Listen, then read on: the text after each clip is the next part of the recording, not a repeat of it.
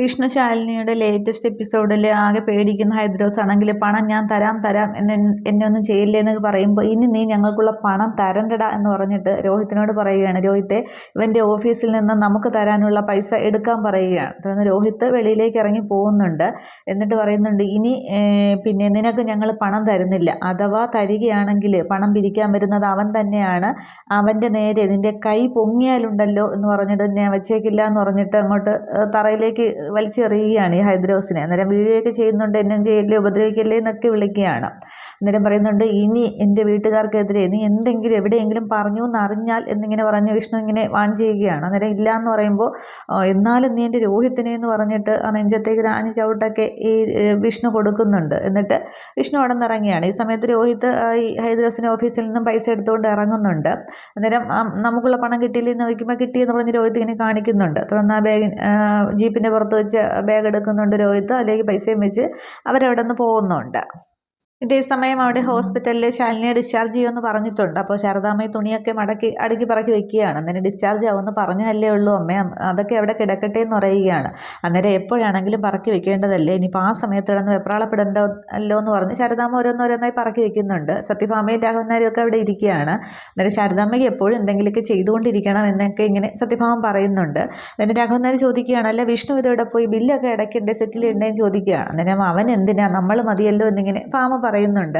അന്നേരം പിന്നെ ശാരദാമ്മ ചോദിക്കുന്നുണ്ട്, അല്ല നമുക്ക് ഡിസ്ചാർജ് ആയിട്ട് നമ്മളെ വീട്ടിലേക്ക് പോകാം, 2 ദിവസം കഴിഞ്ഞ് മുറിവൊക്കെ ഉണങ്ങിയിട്ട് അങ്ങോട്ടത്തേക്ക് പോയാൽ പോരേന്നിങ്ങനെ ശാലിനിയോട് ശാരദാമ്മ ചോദിക്കുകയാണ്. അന്നേരം അത് വേണ്ടമ്മേ, അവിടെ ആകുമ്പോൾ സത്യാമ്മയും വിഷ്ണുവേട്ടനും ഒക്കെ ഉണ്ടല്ലോ, പിന്നെ എനിക്കിപ്പോൾ ചെറിയൊരു വേദനയല്ലേ ഉള്ളൂ, നടക്കാനും ഇരിക്കാനും ഒക്കെ പറ്റുമല്ലോ, അപ്പോൾ അത് പ്രശ്നമില്ല എന്ന് പറയുകയാണ്. അന്നേരം പിന്നെ രാഘവനാർ പറയുന്നുണ്ട്, അവിടെ ശാരദാമ്മ നോക്കുന്നത് പോലെ ഞങ്ങൾ നോക്കിക്കോളാം, പിന്നെ ശാരദാമ്മ 2 ദിവസം കൂടി അങ്ങോട്ടത്തേക്ക് വന്ന് നിന്നോന്ന് പറയുകയാണ്. അന്നേരം അതെനിക്ക് പിന്നെ അറിയാം, ഞാൻ നോക്കുന്നതിനേക്കാളും സത്യമ്മ നന്നായിട്ട് നോക്കുമെന്ന് ഞാനിവിടെ വെച്ച് കണ്ടറിഞ്ഞതുമാണ്, പിന്നെ ഇവളെ എൻ്റെ ഒപ്പം നിർത്താനുള്ള കൊതി കൊണ്ട് പറഞ്ഞു പോയതാണ് എന്നിങ്ങനെ പറയുന്നുണ്ട്. അന്നേരമാണ് ശാരദാമ്മയെ ഫോൺ ചെയ്യുന്നത്. അന്നേരം അമ്മ ഇറങ്ങാറായില്ലേ, ഞാനിവിടെ ഒറ്റയ്ക്കാണെന്ന് പറയുമ്പോൾ ഇതാ വരുവാടി എന്ന് പറഞ്ഞിട്ട് ശാരദാമ്മ പെട്ടെന്ന് ഫോൺ വെക്കുന്നുണ്ട്. ശാരിക എന്തോ പറയാനായിട്ട് പിന്നെ വരുന്നുണ്ട്, പക്ഷേ ശാരദാമ്മ ഫോൺ വെക്കുകയാണ്. അന്നേരം ശാന്തേച്ചി വന്നിട്ടില്ല എന്നൊക്കെ ശാരിക പറയുന്നുണ്ട്. അന്നേരം ശാരദാമ്മ സത്യഭാമയോട് പറയുകയാണ്, എല്ലാം ഒതുക്കി കൊടുത്താലും അവൾക്ക് ഞാനവിടെ വേണം, ശാരികയ്ക്ക് അവിടെ വേണമെന്ന് പറയുകയാണ്. അന്നേരം അതാ പറഞ്ഞത്, ശാരദാമ്മ പൊയ്ക്കോളൂ, ഇവിടെ വേറെ പ്രശ്നമൊന്നും ഇല്ല എന്നിങ്ങനെ പറയുന്നുണ്ട്. അപ്പോൾ ശാരദാമ്മ പറയുകയാണ്, മനസ്സ് നിറഞ്ഞാണ് ഞാൻ പോകുന്നത്, നമുക്ക് സ്നേഹിക്കാനും സ്നേഹിക്കപ്പെടാനും ഒരാളുണ്ടാവുക എന്നുള്ളത് ഏറ്റവും നല്ല പുണ്യം തന്നെയാണ്, അത് എൻ്റെ മോൾക്ക് വേണ്ടുവോളം ഉണ്ട് എന്നിങ്ങനെ പറഞ്ഞിട്ട് പോയിട്ട് വരാമെന്ന് പറയുകയാണ്. അന്നേരം സത്യഭാമ പറയുന്നുണ്ട്, രാഘവനാരും പറയുകയാണ്, നമുക്ക് ബില്ല് അടച്ചിട്ട് വരാം, അപ്പോൾ ശാരദാമ്മയെ ഓട്ടോയിൽ കയറ്റി വിടുകയും ചെയ്യാമെന്ന് പറയുകയാണ്. എങ്കിൽ ശരി, അങ്ങനെ ആയിക്കൊള്ളട്ടെ എന്ന് പറഞ്ഞ് അവരെല്ലാവരും എഴുന്നേൽക്കുന്നുണ്ട്. അന്നേരം ശാരദാമ്മ ശാലിനിയോട് യാത്രയൊക്കെ ചോദിക്കുകയാണ്. എന്നിട്ട് നെറ്റിയിലേക്ക് മുത്തമൊക്കെ കൊടുക്കുന്നുണ്ട്. പക്ഷെ ശാരദാമ്മയ്ക്കൊരു വിഷമം, തൻ്റെ കൂടെ വരുന്നില്ല എന്നുള്ളത് കൊണ്ട് വേറെ പിണക്കം എന്ന പോലെയുള്ള ശാലിനി ഒരു 2 ദിവസം കൂടെ നിർത്താനുള്ള ആ ഒരു കൊതി കൊണ്ട് തന്നെയാണ് പറയുന്നത്.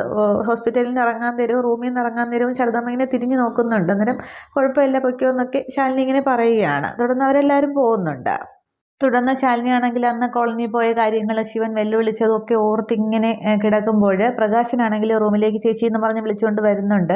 അന്നേരം എങ്ങനെയുണ്ടെന്ന് ചോദിക്കുമ്പോൾ ഭേദമായി വരുന്നു, കുഴപ്പമൊന്നുമില്ല എന്നൊക്കെ പറഞ്ഞു വരികയാണ്. തുടർന്ന് പറയുന്നുണ്ട്, ചേച്ചിയോട് എനിക്കൊരു കാര്യം പറയാനുണ്ട്, പിന്നെ എന്നെ പഠിപ്പിച്ചതും ഇത്രയൊക്കെ ആക്കിയതും ഞാൻ ഈ വേഷത്തിലൂടെ നിൽക്കാൻ കാരണമൊക്കെ ചേച്ചിയാണെന്ന് പറയുമ്പോൾ എന്താടാ കാര്യം ചോദിക്കുന്നുണ്ട്. അന്നേരം ഈ ഒരു പ്രധാനപ്പെട്ട കാര്യം ചേച്ചിയോട് പറയണം, എനിക്ക് വേറെ ആരും ഇല്ല എന്നൊക്കെ പറയുമ്പോൾ എന്താണെന്നിങ്ങനെ ശാലിനി ചോദിക്കുന്നുണ്ട്. അന്നേരം എനിക്കൊരു പെൺകുട്ടിയെ ഇഷ്ടമാണ്, അപ്പോൾ ഞാൻ അനാഥനാണ് എന്നൊരു കുറവ് അവിടെ ഉണ്ടാകാനായിട്ട് പാടില്ല, മുന്നിട്ട് നിന്ന് ചേച്ചി എന്നെ എല്ലാ കാര്യങ്ങളും നടത്തി തരണമെന്ന് പറയുകയാണ്. അന്നേരം ശാലിനിയെ ചിരിക്കുന്നുണ്ട്. അന്നേരം ഇതാണ് കുട്ടിയെന്നും പറഞ്ഞിട്ട് പിന്നെ കോട്ടിൻ്റെ പോക്കറ്റിൽ നിന്നും പേഴ്സ് എടുത്തിട്ട് അതിൽ നിന്ന് ചന്ദ്രയുടെ ഫോട്ടോ ആണെങ്കിൽ ശാലിനിക്ക് കാണിച്ചു കൊടുക്കുന്നുണ്ട്. അന്നേരം ചേച്ചിക്ക് ഇഷ്ടമായെന്ന് ചോദിക്കുമ്പോൾ കൊള്ളാം, ഇഷ്ടമായി, എൻ്റെ അനുജന് വേണ്ടി ഞാൻ ഇവളുടെ ഫാമിലിയോട് ചോദിക്കാം, ആരുമില്ല എന്നുള്ള തോന്നൽ വേണ്ട, ആദ്യം ഹോസ്പിറ്റലിൽ നിന്ന് ഇറങ്ങണം എന്നിങ്ങനെ പറയുകയാണ്. അന്നേരം തിരിച്ച് ആ ഫോട്ടോ ആണെങ്കിൽ ശാലിനി പ്രകാശൻ്റെ കയ്യിലേക്ക് കൊടുക്കുന്നുണ്ട്. ഈ സമയത്താണ് പ്രകാശനൊരു ഫോൺ കോൾ വരുന്നത്. അന്നേരം ഈ പേഴ്സും ഫോട്ടോയും കൂടി തിരികെ കോട്ടിൻ്റെ പോക്കറ്റിലേക്ക് പ്രകാശൻ ഇടുമ്പോൾ പേഴ്സ് മാത്രമേ വീഴുന്നുള്ളൂ, ഫോട്ടോ എങ്ങ് താഴെ വീഴുകയാണ്, ചന്ദ്രയുടെ ഫോട്ടോയുടെ ബെഡിൻ്റെ താഴെ വീഴുന്നുണ്ട്. അന്നേരം പ്രകാശ ഫോൺ എടുക്കുമ്പോൾ ഞാനിവിടെ ഉണ്ട് എന്ന് പറഞ്ഞിട്ട്, ചേച്ചി ഒരു അർജൻറ്റ് മാറ്റർ ഉണ്ടെന്ന് പറഞ്ഞിട്ട് ശരിയെന്നും പറഞ്ഞ് പ്രകാശൻ റൂം വിട്ടങ്ങ് പോകുന്നുണ്ട്. ഈ ഫോട്ടോ കട്ടിലിൻ്റെ അവിടെ താഴെ കിടക്കുകയാണ്. ഇതേസമയം ശിവനാണെങ്കിൽ ഹോസ്പിറ്റലിൽ ഇങ്ങനെ ബുള്ളറ്റിൽ എത്തുന്നുണ്ട്. നല്ല വണ്ടിയിൽ നിന്ന് ഇറങ്ങുമ്പോഴേ SI ആണെങ്കിൽ ശിവനെ തന്നെ ഇങ്ങനെ നോക്കുന്നുണ്ട്. പക്ഷേ ശിവൻ മൈൻഡ് ചെയ്യുന്നില്ല, അങ്ങ് അകത്തേക്ക് കയറുകയാണ്. ശിവനെ അകത്തേക്ക് ഹോസ്പിറ്റലിനകത്തേക്ക് കയറുമ്പോഴാണ് പ്രകാശ് അവിടെ നിന്ന് ഇടനാഴിയിലൂടെ ഇങ്ങനെ വരുന്നത്. ശിവൻ ഇങ്ങനെ പ്രകാശിനെ ശ്രദ്ധിക്കുന്നുണ്ട്. പക്ഷേ പ്രകാശൻ കൂട്ടാക്കുന്നില്ല, ശിവനെ അറിയത്തില്ല എന്ന് തോന്നുന്നു. പ്രകാശനം കടന്നങ്ങ് പോവുകയാണ്. ശിവനിങ്ങനെ നോക്കുന്നുണ്ട്. പക്ഷേ അതിനുശേഷം ശിവനാണെങ്കിൽ ശാലിനിയുടെ റൂമിനകത്തേക്ക് ചെല്ലുകയാണ്. എന്നിട്ട് ശാലിനി ആദ്യം ഇങ്ങനെ നോക്കിയിട്ട് മൈൻഡ് ഇല്ലാതെ ഇരിക്കുന്നുണ്ട്. എന്നിട്ട് ചോദിക്കുകയാണ്, ശാലിനി ചോദിക്കുന്നതാണ്, കൊല്ലാൻ വന്നതാണോ അതോ തീർന്നോന്ന് അറിയാൻ വന്നതാണോ എന്ന് ചോദിക്കുകയാണ്. എന്നിട്ട് രണ്ടിനുമുള്ള ഉത്തരം സിമ്പിളായിട്ട് അങ്ങ് പറഞ്ഞു തരാം. ഹോസ്പിറ്റലിലേക്ക് കൊണ്ടുപോകുന്ന വഴിക്ക് എനിക്ക് അല്പം മനസാക്ഷി ഉണ്ടായിപ്പോയി, ഇല്ലെങ്കിൽ ഇത് ചോദിക്കാൻ നിങ്ങൾ ഉണ്ടാവില്ലായിരുന്നു എന്നിങ്ങനെ പറയുകയാണ്. അന്നേരമാണെങ്കിലും ശാലിനി പറയുകയാണ്, അത് ഇനി ആവാമല്ലോ എന്നിങ്ങനെ പറയുന്നുണ്ട്. അന്നേരം എനിക്ക് മാഡത്തിനോട് യാതൊരു വിരോധവുമില്ല, പിന്നെ ആ സ്ഥലം ഞങ്ങളുടേതാണ്, മാഡത്തിൻ്റെ ഹസ്ബൻഡും ഇങ്ങനെ വന്നൊരു ചോദ്യം ചോദിച്ചിരുന്നു, ആ സ്ഥലം വിട്ടു തരാനായിട്ട് ഞാൻ തയ്യാറുമല്ല എന്ന് പറയുകയാണ്. എന്നെ അവിടെ നിന്ന് മാറ്റി നിർത്തേണ്ടത് നിങ്ങളുടെ ആവശ്യമായിരുന്നല്ലോ എന്ന് ശാലിനി ചോദിക്കുകയാണ്. അന്നേരമാണ് ശിവൻ ഇങ്ങനെ പറയുന്നത്, സ്ഥലം ഞങ്ങളുടേതാണ് എന്നുള്ളത്. അന്നേരം ഞാൻ അവിടെ ഉള്ളിടത്തോളം കാലം ഞാനത് ഒഴിപ്പിച്ചിരിക്കും, അത് സർക്കാരിൻ്റെ ഭൂമിയാണ് എന്നിങ്ങനെ ശാലിനി പറയുമ്പോൾ, എങ്കിൽ പിന്നെ ഇനി ഇങ്ങനെ വന്ന് കിടക്കേണ്ടി വരും എന്നിങ്ങനെ പറയുകയാണ്. ശിവൻ പറയുന്നുണ്ട്. ഭീഷണിയാണോ എന്ന് ചോദിക്കുമ്പോൾ ഇല്ല, ഒരു മുന്നറിയിപ്പാണ്, കാരണം ശിവനാണ് പറയുന്നത്, അതിൻ്റെ കാരണം അറിയാമല്ലോ എന്നിങ്ങനെ ചോദിക്കുമ്പോൾ ശാലിനി തന്നെ പറയുന്നുണ്ട്, അറിയാം, ശിവോഹം എന്ന് പറയുകയാണ്. എന്നിട്ട് ശിവനങ്ങ് ചിരിക്കുകയാണ്. എന്നിട്ട് പറയുന്നുണ്ട്, എനിക്കിത് നിയോഗം, നിങ്ങൾക്കിത് വിയോഗമാകാതിരിക്കാൻ ശ്രദ്ധിക്കുക എന്നിങ്ങനെ പറയുകയാണ്. എന്നിട്ട് ശിവൻ ഇങ്ങനെ ശാലിനിയെ തന്നെ രൂക്ഷമായിട്ട് നോക്കുകയാണ്. അന്നേരം ശാലിനിയും ശിവനെ തന്നെ നോക്കുന്നുണ്ട്. പക്ഷേ അന്നേരം ആ ശിവൻ്റെയും വിഷ്ണുവിൻ്റെയും ഫേസ് ഇങ്ങനെ മാറി മാറി ശാലിനിക്ക് തോന്നുന്നുണ്ട്. വിഷ്ണു ഇങ്ങനെ ദേഷ്യത്തോടെ നോക്കുന്നതായിട്ടാണ് ശാലിനിക്ക് തോന്നുന്നത്. പെട്ടെന്ന് ശാലിനി ഇങ്ങനെ മുഖം മാറ്റുന്നുണ്ട്. അതിനുശേഷം ശിവനങ്ങ് പിന്നെ റൂമിൽ നിന്ന് അങ്ങ് ഇറങ്ങി പോവുകയാണ്. അന്നേരവും ശാലിനിക്ക് ആ ഒരു വിഷ്ണുവും ശിവനും ഇങ്ങനെ മാറി മാറി നിൽക്കുന്നതായിട്ട് തോന്നുന്നുണ്ട്. എന്നിട്ട് ശിവനിങ്ങനെ തിരിച്ച് ഇറങ്ങി പോകുമ്പോൾ അതിനു മുന്നേ ശിവൻ വന്നതെന്നൊക്കെ സംസാരിക്കുമ്പോൾ ഫോട്ടോ താഴെ കിടക്കുന്നല്ലോ, ഫോട്ടോയുടെ അടുത്ത് നിന്നാണ് സംസാരിക്കുന്നതൊക്കെ. ആ ഫോട്ടോയിൽ ചവിട്ടുകയൊക്കെ ചെയ്യുന്നുണ്ട്. പക്ഷേ ശിവൻ ആ ഫോട്ടോ കാണുന്നില്ല. അതിനുശേഷം ശിവനങ്ങ് പോയ ശേഷം തിരിച്ചും പോകുമ്പോൾ ഇടനാഴിയിലൂടെ പോകുമ്പോൾ പ്രകാശൻ വീണ്ടും ഇങ്ങനെ എതിരെ വരുന്നുണ്ട്. അന്നേരവും ശിവനാണെങ്കിൽ പ്രകാശനെ ഇങ്ങനെ ശ്രദ്ധിക്കുന്നുണ്ട്. പക്ഷേ പ്രകാശൻ ഓടിഞ്ഞ് റൂമിനകത്തേക്ക് വരികയാണ്. അന്നേരം ശാലിനി ഇങ്ങനെ ഇരിക്കുകയാണ്. അന്നേരം എന്താണെന്ന് ചോദിക്കുമ്പോൾ അത് ഫോട്ടോ എന്ന് പറഞ്ഞിട്ട് തറയിലേക്ക് നോക്കുമ്പോൾ ആ ഫോട്ടോ കിടക്കുന്ന കാണുന്നുണ്ട്. പെട്ടെന്ന് പ്രകാശനെടുത്ത് പേഴ്സിലേക്ക് വെക്കുകയാണ്. അന്നേരം ശാലിനി ഇങ്ങനെ ചിന്തിച്ചിരിക്കുന്ന കണ്ടിട്ട് എന്താ ചേച്ചിയും ചോദിക്കുന്നുണ്ട്. അന്നേരം ഒന്നുമില്ല എന്നിങ്ങനെ ശാലിനി പറയുന്നുണ്ട്. പക്ഷേ അന്നേരവും ശാലിനി ചിന്തിക്കുന്നുണ്ട്, ആ പ്രോപ്പർട്ടി ഞങ്ങളുടേതാണ്, അത് മുൻ പ്രമാണം ഉള്ളവർ വരാമെന്ന് പറഞ്ഞിട്ടുണ്ട്, പിന്നെ അവരെ കളക്ടറുടെ മുൻപിൽ ഞാൻ ഹാജരാക്കാൻ കൊണ്ടുവരാമെന്ന് പറഞ്ഞാൽ കൊണ്ടുവന്നിരിക്കും, ശിവനാണ് പറയുന്നത് എന്നുള്ളതും പ്രോപ്പർട്ടി വിട്ടു തരില്ല എന്ന് പറഞ്ഞതൊക്കെ ശാലിനി ഇങ്ങനെ മനസ്സിലൂടെ ഇട്ട് ആലോചിക്കുന്നുണ്ട്.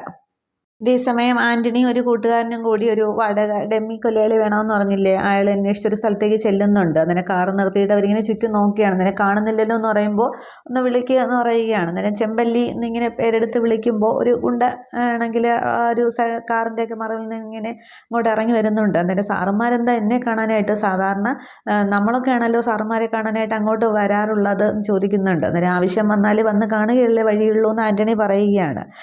തുടർന്ന് എന്താ ഒരു കേസ് എന്ന് പറയുന്നുണ്ട്. അന്നേരം ഒരു പിന്നെ വല്ല കാശിന് അത്യാവശ്യമുണ്ട്, വല്ല തടയവും ചോദിക്കുകയാണ്. അന്നേരം അരിസഞ്ചിയിൽ നിറയെ കിട്ടുന്ന കേസാണെന്ന് പറയുമ്പോൾ അതായിക്കോട്ടെ, ഇനി പിന്നെ ഏതാ വെട്ടോ കുത്തോ എന്നൊക്കെ ചോദിക്കുന്നുണ്ട്. അന്നേരം അതൊന്നും നീ ചെയ്യേണ്ട, കാര്യമൊക്കെ നടന്നു കഴിഞ്ഞു എന്ന് പറയുകയാണ്. അന്നേരം അപ്പോൾ ആരാൻ്റെ കൊച്ചിൻ്റെ തന്തയാവാനാണ് ഉദ്ദേശമല്ലേ, നാണം കെട്ടതാണ്, എന്നാലും വേണ്ടില്ല എന്ന് പറയുകയാണ്. അന്നേരം ആൻ്റണി പറയുന്നുണ്ട്, ഇത് കളക്ടർ ശാലിനി വിഷ്ണുവിനെ വെടിവെച്ച കേസാണെന്ന് പറയുന്നുണ്ട്. അന്നേരം ആൾ തട്ടിപ്പോവും ചോദിക്കുമ്പോൾ അതൊന്നും ഇല്ല എന്ന് പറയുകയാണ്. അന്നേരം കൊലക്കുറ്റം ഇല്ലല്ലോ, അപ്പോൾ നീ കുറച്ച് നാളകത്ത് കിടക്കേണ്ടി വരും, ഒരു 6 മാസം കിടന്നാൽ മതി, അതിനുശേഷം നിന്നെ ഇറക്കുമെന്നൊക്കെ ആൻ്റണി പറയുന്നുണ്ട്. അന്നേരം ഇറക്കിയില്ലെങ്കിലും വേണ്ടൂല, അതിനൊക്കെ ഉള്ളത് ബാക്കി കൂടെ ചേർത്ത് അക്കൗണ്ടിലേക്ക് വന്നാൽ മതി എന്ന് പറയുന്നുണ്ട്. അന്നേരം നിൻ്റെ വീട്ടിലെ സകല കാര്യങ്ങളും നോക്കും, നിൻ്റെ അമ്മയുടെ ചികിത്സാ ചിലവൊക്കെ നോക്കുമെന്ന് പറയുകയാണ്. 10 ലക്ഷം രൂപ ആദ്യം തരുമെന്ന് പറയുമ്പോൾ അത് അഡ്വാൻസ് അല്ലേ, ബാക്കി തരണമെന്നൊക്കെ ഈ ചെമ്പല്ലി പറയുന്നുണ്ട്. അന്നേരം ചെമ്പല്ലി ഇത്തിരി പൈസ കൂടുതൽ കൂട്ടി ചോദിക്കുകയാണ്. അത് ആൻ്റണിക്ക് മനസ്സിലാകുന്നുണ്ട്. പക്ഷേ വഴിയില്ലാത്തത് കൊണ്ട് അവർ പിന്നെ ചെമ്പല്ലിയെ കൂടെ കൂട്ടുകയാണ് ചെയ്യുന്നത്. അന്നേരം എല്ലാം പറഞ്ഞതുപോലെ എന്ന് പറഞ്ഞിട്ട്, പക്ഷേ ഈ കളക്ടറെ വെടിവെച്ചതായതുകൊണ്ട് ഏമാന്മാർ കുറേ ചോദ്യമൊക്കെ അങ്ങോട്ട് ചോദിക്കും. എന്തിന് വെടിവെച്ചതെന്ന് ചോദിച്ചാൽ എന്ത് പറയണം എന്നിങ്ങനെ പറയുന്നുണ്ട്. അന്നേരം നീ വീടിൻ്റെ ഫണ്ട് അനുവദിക്കാനായിട്ട് കുറേ നാളെ കളക്ടറേറ്റിൽ കയറി ഇറങ്ങി, അപ്പോൾ അടുത്തപ്പോൾ ഇവരിനി ജീവിച്ചിരിക്കേണ്ടെന്നങ്ങ് വിചാരിച്ചു, അങ്ങനെ പറഞ്ഞാൽ മതി. അപ്പോൾ തോക്ക് എവിടെ നിന്ന് കിട്ടിയെന്ന് ചോദിച്ചാൽ അതേതെങ്കിലും കാറിൽ നിന്ന് മോഷ്ടിച്ചതാണെന്ന് പറഞ്ഞാൽ മതി. പിന്നെ അത് കഴിഞ്ഞതിന് ശേഷം ഏതെങ്കിലും പാലത്തിൽ നിന്ന് താഴേക്ക് ഇട്ടു, അപ്പോൾ വെള്ളത്തിൻ്റെ കൂടെ അതങ്ങ് ഒഴുകി പോകുമെന്ന് പറയുന്നുണ്ട്. ആൻ്റണിയാണ് ഇതെല്ലാം പറയുന്നത്. അന്നേരം ചെമ്പല്ലി പറയുന്നുണ്ട്, അതങ്ങ് ഒഴുകി പോകും, പക്ഷേ ഞാനങ്ങനെ ഒഴിവ് പോയില്ല, ഞാൻ ഒഴുകുമ്പോൾ എൻ്റെ കൂടെ നിർത്തിയവരും കാണുമെന്ന് പറയുകയാണ്. അന്നേരം അതൊക്കെ അറിയാം, നിന്നേക്കുള്ളതെല്ലാം നിൻ്റെ കയ്യിൽ എത്തിയിരിക്കും, നിന്നെ നമ്മൾ മറക്കില്ല എന്ന് പറയുമ്പോൾ എങ്കിൽ ശരിയെന്ന് പറഞ്ഞ് ഒരു കൈ കൊടുത്ത് പിരിയുന്നുണ്ട്. ഇതേസമയം ശാരദാമ്മയാണെങ്കിൽ തിരികെ വീട്ടിലെത്തുന്നുണ്ട്. ഓട്ടോയിൽ നിന്ന് ഇറങ്ങുമ്പോൾ ഗോപാലകൃഷ്ണനാണെങ്കിൽ എവിടെയോ പോയിട്ട് ഇങ്ങനെ കാവ്യ വേഷത്തിലൊക്കെയാണ്, സഞ്ചിയൊക്കെ തൂക്കി വന്ന് ഉമ്മറത്ത് നിൽക്കുകയാണ്. അകത്തേക്ക് കയറാൻ തുടങ്ങുമ്പോഴാണ് ശാരദാമ്മ വരുന്നത്. അന്നേരം നിങ്ങളിത് എവിടെയായിരുന്നു ഗോപാലേട്ട, അല്ലെങ്കിൽ കുടുംബത്തിലൊരു കാര്യം നടന്നാൽ പണ്ടും അങ്ങനെ തന്നെയാണല്ലോ, നിങ്ങൾ കാണില്ലല്ലോ എന്നിങ്ങനെ പറയുകയാണ്. അന്നേരം നീ ഇത് എവിടെ പോയതാന്നിങ്ങനെ ശാരദാമ്മ ചോദിക്കുന്നുണ്ട്. അന്നേരമാണ് പിന്നെ ഗോപാലകൃഷ്ണൻ ചോദിക്കുമ്പോൾ ശാരദാമ്മ പറയുന്നത്, അന്നേരം ഞാൻ ഒന്ന് പളഞ്ഞു വരെ പോയതാണ്, ആ ട്രാവൽസുകാരെ നിർബന്ധിച്ചപ്പോൾ, പിന്നെ ഇവിടെ വെറുതെ ഇരിക്കുകയല്ലേ, അവർ കുറച്ച് ചില്ലറയും കൂടി തരാമെന്ന് പറഞ്ഞു. അല്ല നീ എവിടെ പോയതാണെന്ന് പറഞ്ഞില്ലല്ലോ എന്ന് പറയുകയാണ്. അന്നേരം അത്ര സുഖമുള്ള വാർത്തയൊന്നുമല്ല, ശാലിനിക്ക് വെടിയേറ്റു എന്ന് പറയുകയാണ്. അന്നേരം അന്തം വിട്ട് ഗോപാലകൃഷ്ണൻ ചാടി എഴുന്നേൽക്കുകയാണ്, എവിടെ വെച്ച് എന്നുള്ളത്.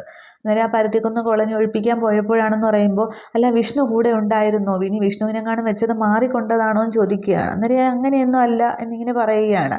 ശാരദാമ്മ പറയുന്നുണ്ട്. അന്നേരം ആ ചോദ്യത്തിൽ ശാരദാമ്മയ്ക്ക് ഒരു സംശയം തോന്നുകയാണ്. എന്നിട്ട് തോളിലാണ് വെടിയേറ്റത്, ഇപ്പോൾ കുഴപ്പമൊന്നുമില്ല എന്നിങ്ങനെ പറയുന്നുണ്ട്. അന്നേരം ഗോപാലകൃഷ്ണൻ ആലോചിക്കുന്നുണ്ട്, അബൂബക്കർ പറഞ്ഞ് നിൻ്റെ മരുമകനെ ഞാൻ ഇല്ലാതാക്കുമെന്ന് പറഞ്ഞത് ആലോചിച്ച് അങ്ങ് ടെൻഷനാവുകയാണ്. അന്നേരം എന്താ അങ്ങനെ ചോദിച്ചത്, എന്തെങ്കിലും വിഷ്ണുവിന് പിന്നെ എന്തെങ്കിലും ആപത്ത് സംഭവിക്കുന്ന അങ്ങനെ വല്ലതും ഉണ്ടോ എന്ന് ചോദിക്കുകയാണ്. അന്നേരം അങ്ങനെയൊന്നുമില്ല, നീ കുറച്ച് വെള്ളം എടുക്കുമെന്ന് പറയുകയാണ്. അന്നേരം അല്ല, ഞാൻ ഇന്നും ഇന്നലെയും കാണാൻ തുടങ്ങിയതല്ലല്ലോ ഗോപാലേട്ടനെ, എന്തോ പ്രശ്നം അലട്ടുന്നുണ്ട്, അത് നിങ്ങളുടെ ഈ മുഖത്ത് കാണാമെന്ന് പറയുക, എന്താണെങ്കിലും പറയ്, ഒരു സൂചനയെങ്കിലും ഉണ്ടെങ്കിൽ നമുക്കൊരു ആപത്തിനെ തടയെങ്കിലും ചെയ്യാമല്ലോ എന്നിങ്ങനെ ശാരദാമ്മ പറയുകയാണ്. അന്നേരം ആ നസീറിൻ്റെ വാപ്പ അബൂബക്കർ ഒരു ഇതുമില്ലാതെ ലക്കും ലഗാനും ഇല്ലാതെ നടക്കുകയാണ്, അയാൾ എന്നെ ഗുണ്ടകളെ വെച്ച് തട്ടിക്കൊണ്ട് പോയി എന്ന് പറയുകയാണ്. അന്നേരം എന്നിട്ട് അയാൾ എന്താ പറഞ്ഞത് എന്നിങ്ങനെ ചോദിക്കുമ്പോൾ, അത് വിഷ്ണുവിനെ കൊല്ലുമെന്ന് പറഞ്ഞു, ശാലിനിയെ വിധവയാക്കുമെന്ന് പറഞ്ഞു എന്ന് പറയുമ്പോൾ ശാരദാമ്മയും അന്തം വിട്ട് കയ്യിലിരുന്ന പേഴ്സൊക്കെ താഴെ വീഴുന്നുണ്ട്. എന്നിട്ട് വായിലിങ്ങനെ കൈമിച്ച് ഇങ്ങനെ നിൽക്കുകയാണ്. ഇത്രയുമാണ് ഈ ഒരു എപ്പിസോഡിൽ കാണിക്കുന്നത്. അപ്പോൾ അടുത്ത എപ്പിസോഡിലൊക്കെ ശാലിനി ഡിസ്ചാർജായിട്ട് തിരികെ വീട്ടിലേക്കൊക്കെ പോവും. പിന്നെ 2 ദിവസം കഴിഞ്ഞ് ജോലിക്കൊക്കെ കയറുകയുള്ളൂ. മിക്കവാറും ചിലപ്പോൾ അതിനോടകം തന്നെ ആ ഒരു ശിവനൊക്കെ ആ ഒരു മുൻപ്രമാണം കൊണ്ടുവന്ന് ഹാജരാക്കുമായിരിക്കും. പക്ഷേ അത് സർക്കാർ ഭൂമിയാണെന്ന് തെളിഞ്ഞു കണ്ടാൽ അവർക്ക് വിട്ടുകൊടുക്കുകയല്ലാതെ പിന്നെ വേറെ നിർവാഹമൊന്നും വരില്ലല്ലോ. പിന്നെ ഈ ചന്ദ്രയുടെ കേസ് സംസാരിക്കാനായിട്ട് ഇനി ശാലിനി അറിയുമോ എന്നുള്ളതാണ്, ശിവനും മഹേന്ദ്രനും ഒക്കെയാണ് ഇത് ഉള്ളത് എന്നുള്ളതൊക്കെ. അപ്പോൾ ബാക്കിയൊക്കെ എന്താവും എന്നുള്ളത് കാണാം. Okay, thank you.